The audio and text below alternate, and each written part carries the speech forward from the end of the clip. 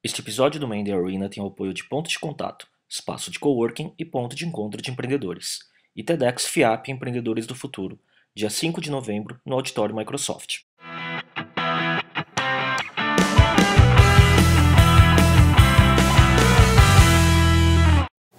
Olá, esse é o Man in the Arena, o videocast sobre empreendedorismo e cultura digital. Eu sou o Miguel Cavalcante. Eu sou o Léo Cuba, esse é o episódio 25.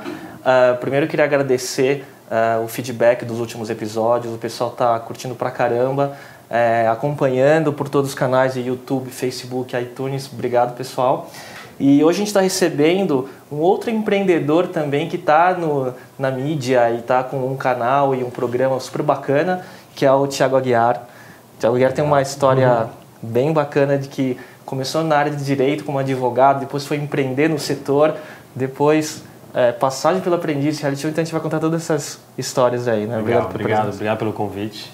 Então, Léo, Miguel, estou feliz de estar aqui com vocês. Então, legal.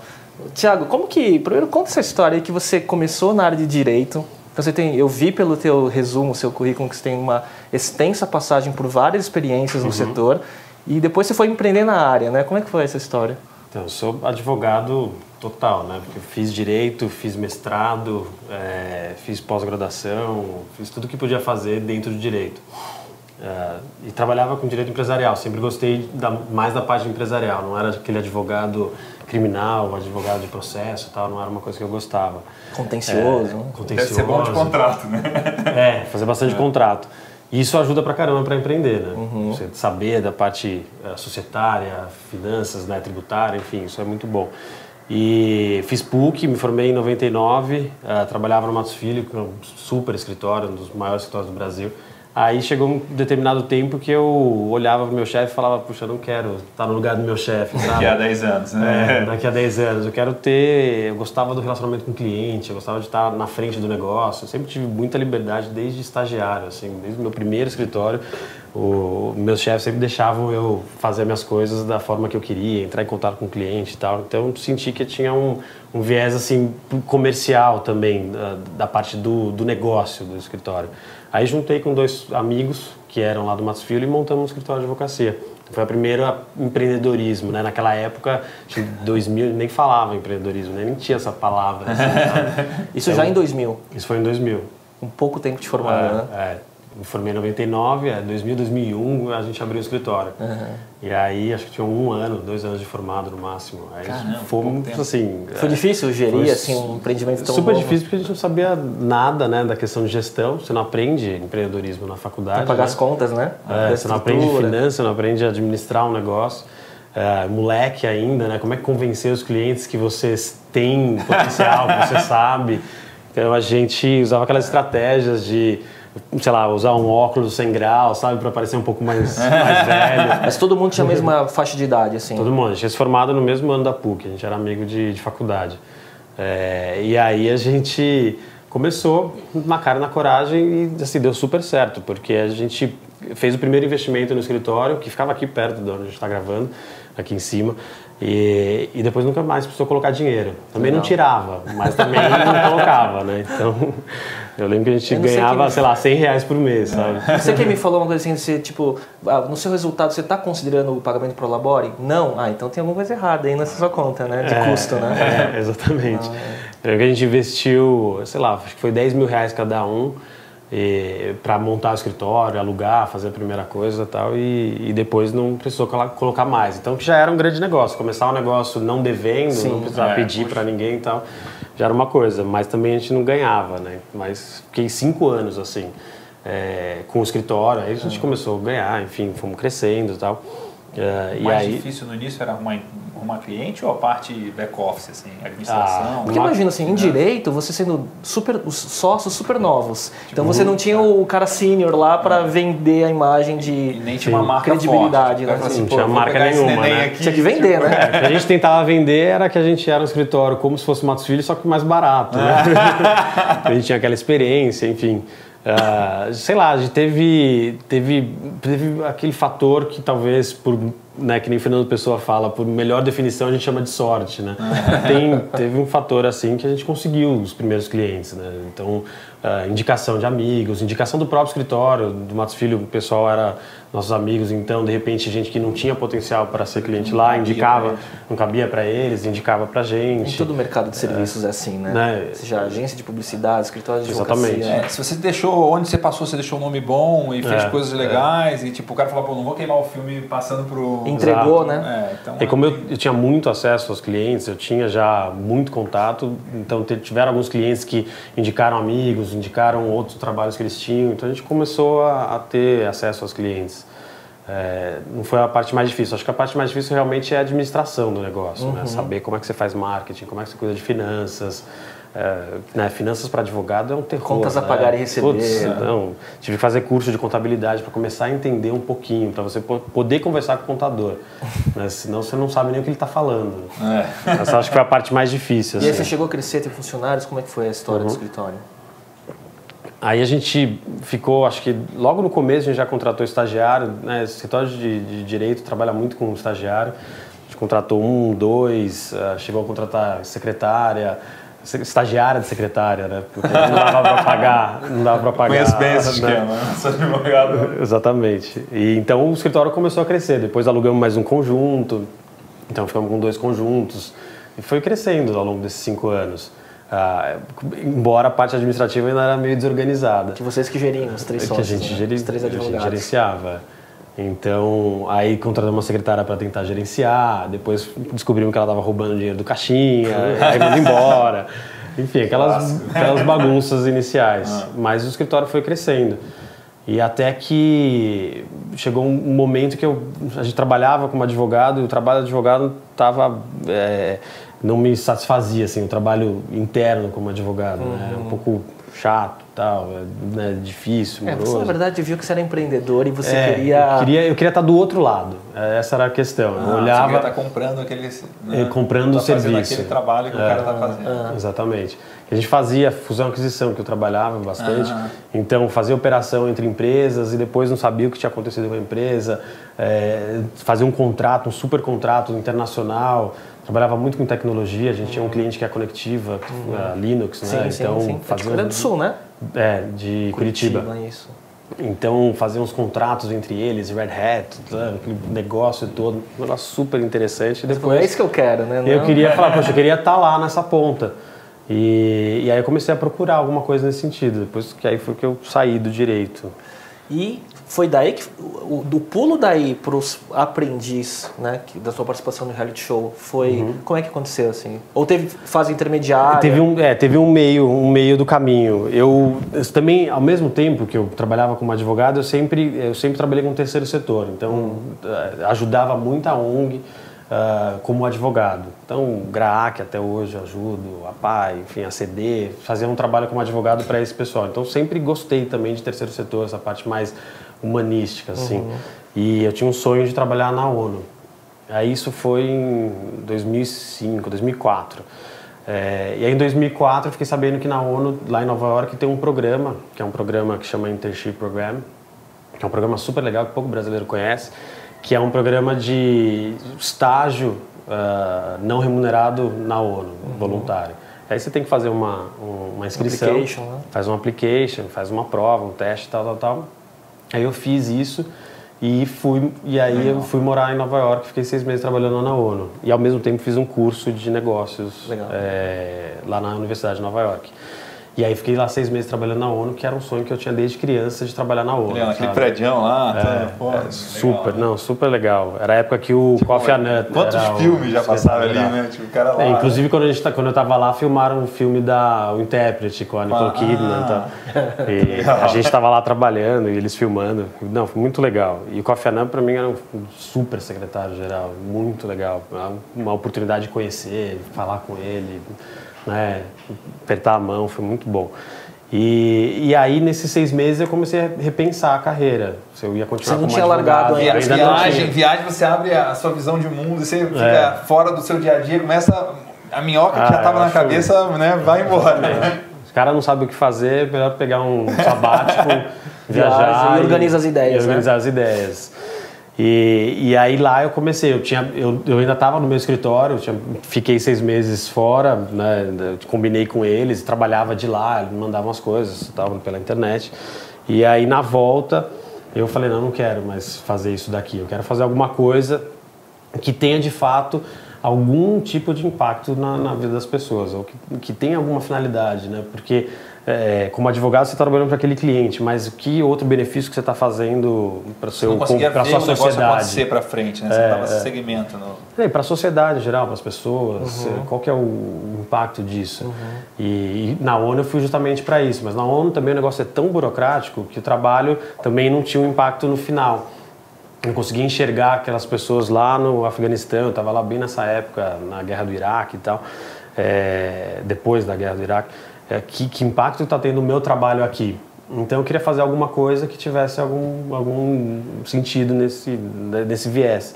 E aí quando eu voltei para o Brasil, tinha um cliente no meu escritório que tinha um produto de lavar carro sem água. E aí eu propus para ele fazer uma parceria com ele, montar uma sociedade para levar esse produto para fora. E o cara aceitou, falou, poxa, vem, realmente estamos precisando de uma pessoa assim.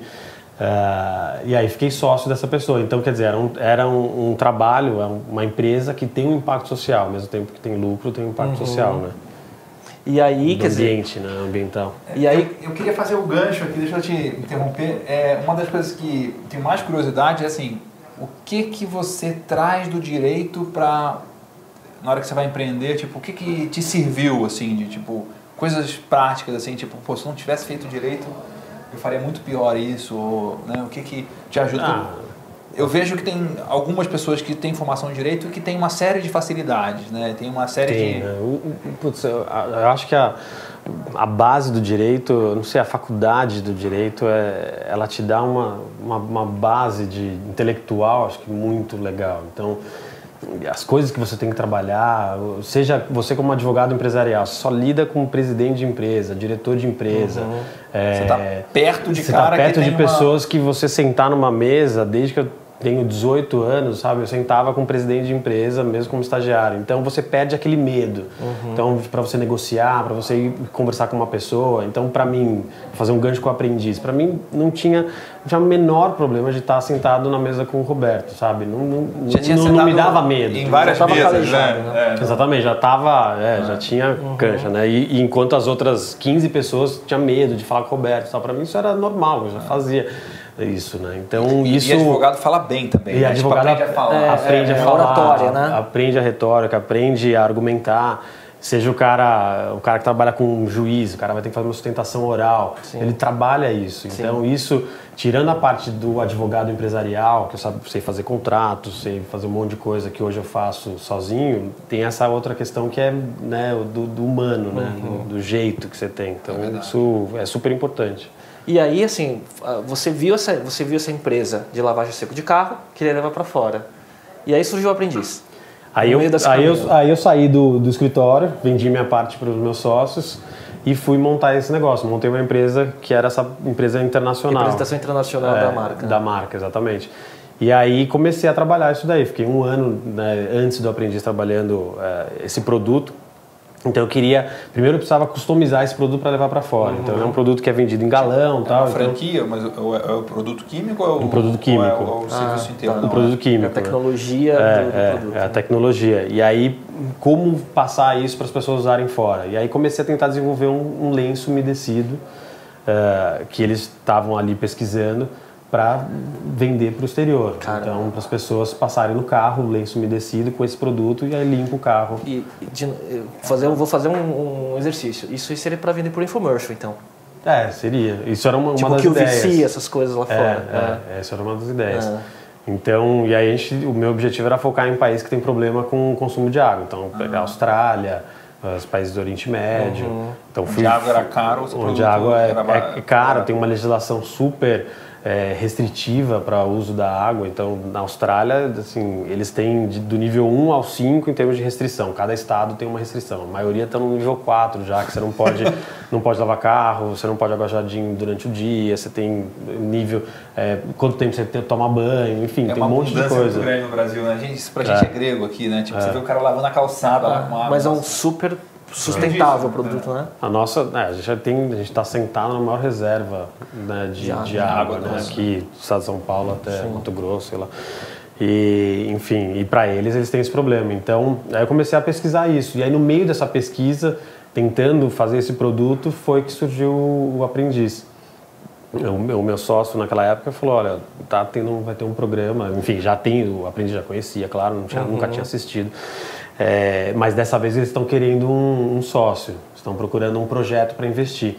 Aí eu achei interessante, falei, bom, acho que de repente poderia me inscrever lá. E aí você se inscreveu, mais uma application. Aí eu falei, isso foi em novembro, aí eu falei, isso não tem muito a ver comigo, acho que eu não vou fazer esse negócio. Porque ele dava R$1 milhão, aí a gente fez as contas, eu falei, pô, será que vai dar pra fazer o negócio com 1 milhão, enfim. O cara já tava contando que tinha ganho, né? Vamos pra caramba, né? Aí eu falei, puxa, será que vale a pena entrar, né? Será que vale a pena entrar? O cara que já pensava tentar, vocês não viram, o cara já foi pras cabeças, né? Não foi lá participar. Tem gente que nem faz essa conta. Você foi pegar a grana. Na hora que entrei, né? Quando eu saí de casa, meus pais falaram assim, olha, fica tranquilo se você voltar logo, você não ganhar. A gente vai te receber. Falei, mãe, você não tá botando fé, né? Eu não vou voltar cedo, pode ficar tranquilo. Porque isso é um problema de reality show, né? Eu acho que assim, os primeiros eliminados aí fica com uma... fica, né? Não é mas queimado, que o reality show aqui no Brasil não tem o impacto que tem lá. Ele não queria né? falasse que ele tinha participado do Aprendiz. Talvez o cara tenha rodado no primeiro giro, mas ele não... porque quem sai... Meio que um preconceito, assim. Quem sai antes eu tenho um cara que eu conheço que foi o segundo de alguns aprendizes que o cara não fala. Ele ficou depois, ele ficou chateado com o negócio. Porque, por mais que as pessoas não lembrem, você pega as pessoas que estão assistindo, agora a gente falou que é do Aprendiz, o cara pode falar assim, puta, é verdade, eu lembro dele, sabia que eu me conhecia de algum lugar. Mas o Brasil, a gente não é igual o Big Brother, né? O Aprendiz, ele não tem tanta força, assim. Porque não tem uma força de mídia depois. De mídia depois, de quem exatamente. Sai com o Big Brother. Mas se tivesse ganho o Big Brother, você tá fazendo baile de debutante. Exatamente. Vai ganhando. Mas o cara no entorno dele, todo mundo sabe. Então, todos os amigos que ele já teve na vida dele, que todas as pessoas que ele já fez contato, que já sabem. Viu esse lembra, esse não se esquece. lembra que o cara perdeu e que o cara falou alguma groselha. Então, porque também é edição, né? A edição conduz muito o modo do episódio, né? Conduz. E quando o cara, como a edição é feita de trás para frente, como ele é demitido, eles vão buscar os erros dele. Vão mostrar Então vai mostrar qualquer coisa que ele falou de errado, né? Então a pessoa que realmente que ela sai, ela fica meio chateada, né? Mas aí eu pensei que não ia fazer a inscrição, e aí chegou dia 31 de janeiro, que era o último dia da inscrição, eu lembrava que era o último dia. Por alguma razão, eu acho que eu fui fazer alguma reunião com um fornecedor, e esse produto era um produto difícil de fazer aqui no Brasil. O negócio era fazer na China. Porque na China, eu fiz um protótipo na China, eu mandei pro cara, falei, quero fazer isso, o cara me mandou em 15 dias, negócio feito com embalagem linda, sabe? Funcionando. Negócio, tudo pronto, assim, animal. E aqui, o lenço umedecido ainda tem esses baby wipes de criança, mas pro tamanho que eu queria e tal, não existe, né? Então eu tinha que desenvolver o fornecedor. E o fornecedor, um deles, que é o cara para fazer o plástico, onde esse lenço umedecido vem, só para ele... Aquela caixa, né? Só para ele ligar a máquina. Já comprei muito isso já. Essas caixinhas, né, que é aquele plástico, é só para ele ligar a máquina ela tem um quarteirão de tamanho, de comprimento. Então a produção mínima só tem o cara ligar 1 milhão pacotinhos no começo, sabe? Então é uma coisa muito grande. Então era difícil a gente começar a tentar fazer um protótipo assim de 1000, sabe? Aí acho que eu cheguei em casa meio desgostoso, falei, putz, quer saber de uma coisa? Acho vou que eu tentar. Vou tentar. Aí entrei lá, falei, será que ainda tá? Era 11h30 da noite, aí tava aberto ainda. Aí mande um vídeo, explique, isso aqui. Eu falei, putz, vídeo agora? Naquela época não era tão fácil de fazer vídeo, mandar e tudo mais, né? Aí eu falei, não, vou escrever assim mesmo, mandar uma foto, sem vídeo, sem nada, manda uma foto, manda meu plano de negócio e vamos ver se os caras vão gostar. Aí chegou, no dia seguinte recebi uma mensagem que eles gostaram do negócio. Já no dia seguinte, porque era o final da inscrição. Aí comecei a passar as fases, foram 6 fases de seleção. 6 fases? Aí fui passando, na hora que eu cheguei na semifinal, falei, bom, eu acho que o negócio tá sério agora, né? Acho melhor eu avisar o pessoal, avisar a família que talvez eu vá ficar uns 3 meses e meio fora aí. E aí passei, entrei, enfim. E aí foi indo e ganhou. Aí foi. E quais são, assim, porque eu sei que se a gente for falar sobre o reality show, a gente pode Fica fazer o dia inteiro falando. Então, assim, ó, a gente tem várias outras coisas para cobrir. Mas só para resumir, assim, quais são os prós e os contras de participar de um reality show? Assim, o que você vê de benefícios para a tua carreira empreendedora depois da tua participação? O participar do programa, ele deu acho que a vida é uma escada, assim, você está subindo escada degrau por degrau. Não adianta você querer pular degrau, porque você tem que passar por certas coisas como empreendedor, quando você está montando um negócio de vocês, você sabe disso. Não tem como queimar etapas. Eu acho que não tem atalho. Não tem atalho. Você tem que passar, de repente não acontece porque não é o momento, vai acontecer mais pra frente. O aprendiz, você dá um pulo, sabe? No meu caso, na minha carreira, eu sempre pensei em fazer um negócio desse, de ter o programa que nem tenho hoje e tal. Então, eu acho que eu pulei uns 5 degraus. Tá. Você já gostava de TV antes de fazer o Aprendiz? Eu já pensava, tinha essa ideia, gostava. Eu já tinha feito teatro, então eu estava namorando a questão. Não sabia muito bem para onde ir. Depois que surgiu a questão do programa... Só ligou os pontos e abriu as portas. E aí eu comecei a falar de empreendedorismo, comecei a fazer palestras de empreendedorismo, aí juntei com a minha experiência de advogado, de formatação de empresas, de fusão e aquisição. Aí toda a história juntou, né? Aí a história começou a fazer sentido. Né? Isso é muito Foi quando eu comecei a fazer palestra que eu olhei para trás e falei, puxa, a história minha faz sentido. Tipo a história o speech do Steve Jobs, do Conectando os Pontos, né? Exatamente. Que aí você viu que toda a história ela juntou para... Exatamente. Né? Acho que é importante na vida as pessoas olharem para trás, porque ela não sabe para onde ir e tem uma história ver por onde passou e para onde está levando. Caminhando, né? Exatamente. Então acho que isso é um super pró. A facilidade de chegar nos lugares e de onde a gente foi, a gente entrou na Band, agora estamos na Record News, então isso ajuda, querendo ou não ajuda. A gente vai fazer uma reunião com o patrocinador, ajuda. Entendi. Ele fica uma marca positiva, né? Fica uma marca positiva. Vencedor do aprendiz e tal, e aí você tem a sua competência para entregar também. O Roberto tem, ele tem uma super imagem, ele tem uma imagem positiva de um puta empreendedor. Sim. Toda hora ganha, né, o prêmio de melhor cara do marketing, empreendedor, sei lá o quê. Né? Então é uma chancela legal. Contra, para mim, poxa, talvez o peso, né, de ter ganhado e ter que responder por isso. Sim. Não sei. Depois, principalmente. Mas, e aí, para mim não, apesar de eu não sentir isso, né? Acho que para quem não venceu, acho que o negócio fica um pouco mais chato. Acho que essa pergunta tem que fazer para quem foi eliminado, não para quem ganhou, né? Qual é o problema de ser eliminado? Não foi eliminado uma vez. Para mim não teve contra, não teve contra. Talvez é o que eu estava falando só no começo, de algumas pessoas esperarem uma cobrança do que vai acontecer. Então, por exemplo, a gente fez um negócio. Esse negócio a gente investiu, o Roberto investiu. Chegou a se perguntar o que foi o pós, né? E aí chegou num certo momento a gente resolveu vender. Então, uns 2 anos depois, a gente vendeu a empresa. Então, as pessoas ficam perguntando, poxa, como é que foi? O que foi? Então, você tem que responder. Quando você faz um negócio, você não responde, né, pra ninguém, né? Então, tem isso. Aí eu vendi a empresa, ganhei dinheiro. O cara te viu na televisão, ele acha que pode ficar te perguntando da sua vida pra sempre. Exatamente. As pessoas mandam e-mail, pergunta, enfim, então, mas isso não é tão ruim. Uma das coisas também que eu tenho sempre curiosidade de perguntar para pessoas públicas, assim, como você, porque o Léo faz palestra, eu faço palestra, eu acabo no meu negócio, no site, então eu acabo aparecendo um pouco, e tem sempre o negócio assim, tipo, tem o negócio e tem a pessoa, né, tipo, tem... Como é que você faz para um ajudar o outro e um não atrapalhar o outro, né? Porque você tem, dependendo do mercado... Figura pública versus empreendimento, né? Porque tem isso, né? Tem. Ou para você tá natural, isso você ainda nem tem. Vou perguntar para meus assessores. Brincadeira. Tem uma enturragem aqui, assim, em volta. Aqui. O pessoal não sabe, mas tem, né? A nossa plateia. Eu acho que, para mim, nem tanto, né? Porque... eu acho que é muito mais para uma celebridade, tipo, o cara que tá na novela, na Globo, como é que ele faz para dividir, né? Eu sou a mesma pessoa, então eu faço um negócio do que eu falo. Então, o programa é algo que eu faço. Eu não sou um apresentador do Atitude BR de variedades, contratado, de um programa de variedades. Quanto mais então, você é famoso, mais o programa também é melhor. Exatamente. Tá muito casado um Tá com o muito outro, casado. né? Então eu ando Se você for começar junto, a cantar e lançar CD, talvez... Exatamente. Exatamente. Se for fazer um programa de moda, aí você tem que criar um personagem.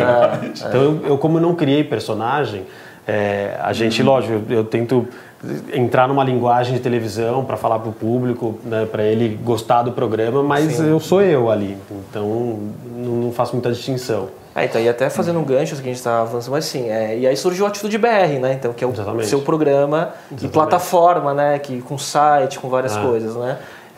Surgiu desse negócio de começar a fazer palestra. Quando eu saí do aprendiz, eu recebi uma ligação do Sebrae para fazer uma palestra de empreendedorismo. Eu falei, puxa, palestra de empreendedorismo, palestra, né, pra gente, falar em público. Eu falei, quer saber de uma coisa? Eu vou. Porque você tem que encarar. Se você não encara desafio, eu sempre falo isso, você só cresce com desafio. Só cresce se colocando num lugar que você... E não sei se pra você assim, negócio de palestra ou qualquer coisa que é em público, né? Você vai repetindo, depois o frio na barriga diminui. Nunca desaparece, mas vai diminuindo e você vai dominando, né? Você começa a controlar melhor.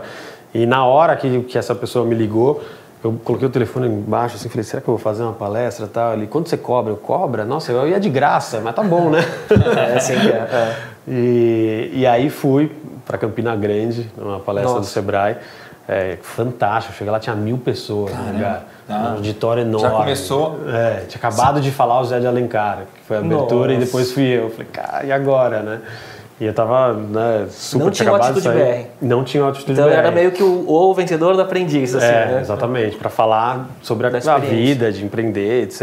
E aí foi super legal, muito legal, teve uma super repercussão positiva. E você gostou? A avaliação ótima, quando você pega muito legal. Palestra é uma coisa legal, né? Adoro fazer palestra, estou sempre à disposição.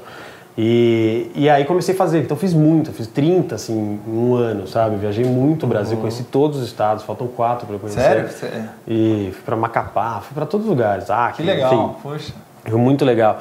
E aí, nisso, eu vi as perguntas das pessoas. As pessoas, no final, vinham perguntar coisas muito simples sobre empreendedorismo, né? Não simples sobre o dia a dia. No final das contas, o cara que é pequeno, empresário de pequeno e médio porte, até o médio porte, ele está preocupado no final do mês, com o final do mês. Fechar o mês, conseguir vender. Então, essa é a preocupação do dia a dia dele, do brasileiro. Fazer um feijão com arroz bem feito e tal, as coisas ajuda a vida de milhões de pessoas. Você começa a falar muito rebuscado de forecast, revenue e tal, o cara não entende. Ele tem que vender e fazer dinheiro no final do mês. E aí eles perguntavam sobre marketing, sobre gestão, sobre um monte de coisa assim. E eu falei, poxa, tem aí um segmento todo para falar com esse pessoal. E aí pensei nessa ideia de fazer um programa. E comecei a correr atrás, não sabia nada de realização de programa, de produção, televisão, de nada. Startup, né? Isso, totalmente. Isso foi, acho que 2008, 2007, 2008. E aí comecei a correr atrás, até que se encaixou aí o Atitude BR, que tem esse viés, dar dica para esse público. Muito legal. E aí, como que foi o crescimento aí, a história até agora, assim, do programa? Porque... eu acho muito bacana aí, né? Porque ele não é só um programa mais, é um site. Exato. Aí é uma plataforma para falar de empreendedorismo. Então a gente faz... a gente começou com um programa de meia hora na Band aberta. E aí a gente foi migrando para a gente achar o nosso público até chegar hoje na Record News, que é uma televisão aberta, também está no cabo, mas fala muito com esse pessoal da classe C, que é grande, né? Que vai consumir muita informação que você está falando. Todo mundo está falando da classe C, então é o cara que é empresário, tem uma pequena empresa, uma microempresa, né? Tá indo para a média. E a gente agora falando com 80 milhões de pessoas. O potencial nosso vai pelo HF, parabólica, então isso é muito legal. Então a gente cresceu bastante nisso.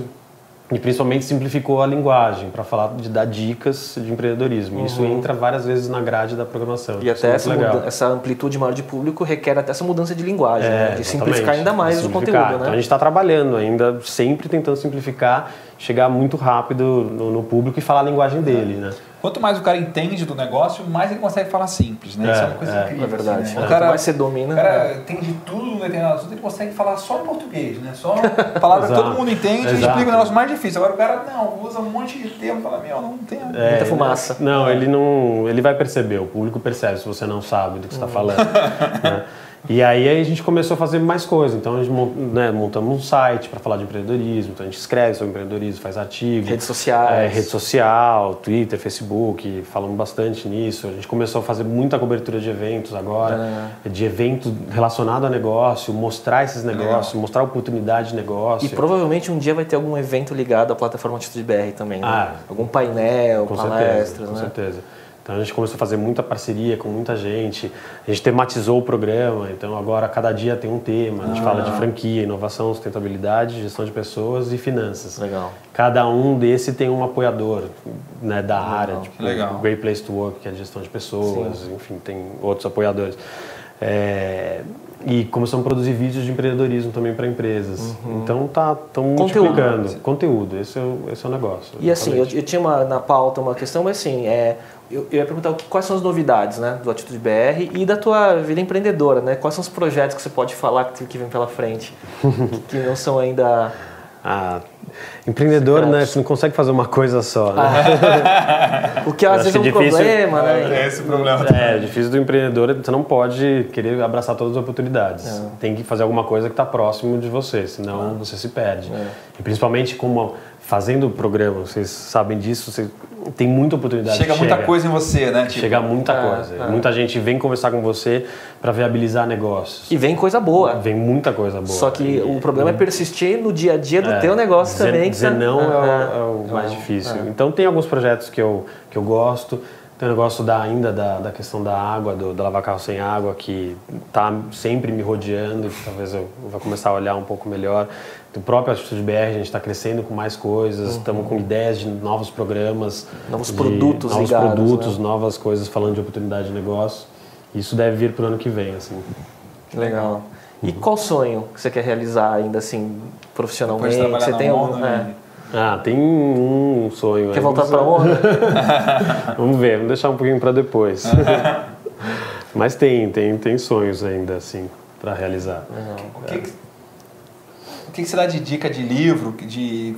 Onde você se atualiza, assim, Putz, hoje a atualização é diária, né? Twitter, né? Nossa, é muita coisa. Você sabe, eu tenho um aplicativo que eu gosto bastante, que eu uso, que é o Flipboard do iPad. Né? E ali eu tenho uma parte que é só de business, então, que é muito legal. Eu acho que hoje as pessoas que fazem negócio, você não pode ficar... Primeiro você tem que ler, lógico, todas as revistas, etc. Eu adoro o Estado de São Paulo, leio muito, enfim, jornal, mas você tem que estar lendo as coisas que estão acontecendo fora do Brasil. Então eu tenho ali um aplicativo daquele Startup Cult, tenho o Harvard Business Review, Newsweek, enfim, então eu recebo muita coisa disso. É onde, de tecnologia também, eu tenho um aplicativo sobre tecnologia dentro do Flipboard, então é onde eu me atualizo bastante com coisas de fora. Legal. Eu gosto bastante de olhar, rápido e sucinto. Eu uso bastante esse, agora o que eu tenho usado cada vez mais é o Zite, que é um tipo Flipboard, só que aí, à medida que você vai usando, ele vai aprendendo. Aí você vai marcando se você gosta daquele tema ou não, se você gosta daquele artigo ou não, daquele assunto. Legal. E aí ele vai trazendo coisas não só das fontes que você assinou, mas de fontes diversas relacionadas. De onde você é. Né? E aí amarra com o seu Twitter, o seu Facebook também, e aí pode trazer tudo isso. E para fechar, assim, o que você fala assim, para o público, né? Que o nosso público é basicamente de empreendedores, né? E todo esse ecossistema, principalmente no mundo digital e de mídia, né? Mas qual é a dica do Thiago para os empreendedores que estão começando ou que estão lutando aí? Acho que a primeira dica é assista ao Atitude BR. Cara, bom, gostei. Cara, tem que vender, né? Tem que vender, né? Você tem que... Assista aqui o programa. Se não ia falar assim, ia ser um problema, né? Assista o programa de vocês para receber bastante dica. Parece chover no molhado, mas... empreender tem que ter muita persistência e tem que ter um sonho. Tem que estar martelando, né? Tem que estar martelando todo dia. Né? Ideia é fácil, né? Tem um cara empreendendo aqui. Exatamente. Tem agora. Então, você pode falar de um monte de dica, de gestão, etc. Tal, mas a verdade é uma só. Você tem que ter um sonho, saber para onde você quer. Onde você quer chegar, o que você quer fazer. Se você tem um sonho muito claro, dá para correr atrás. E aí você tem que ter coragem de correr atrás. Que é o que vai te sustentar na persistência. Né? Eu acho que a gente está vivendo uma fase do mundo onde você não precisa mais fazer aquilo que as pessoas querem que você faça, o que teus pais fizeram, a questão de ter uma segurança, trabalhar no Banco do Brasil, uma coisa pública. A gente está num momento onde o indivíduo ficou muito importante. Ele é o consumidor que ele manda, ele entra na internet, ele fala com as empresas. Tem voz, né? Ele tem voz. Então, a gente está chegando à individualização do ser humano, ele deve sonhar e deve ir atrás do seu sonho. A gente não precisa mais fazer o que os outros querem que você faça. Legal. É isso. Muito legal. Então, quero agradecer a presença do Thiago. A gente vai chegando ao fim do episódio 25 do Render Arena. Obrigado de novo a todo mundo. Obrigado, Thiago. Imagina, eu que agradeço. Foi muito legal. A gente volta no próximo episódio. Obrigado, pessoal.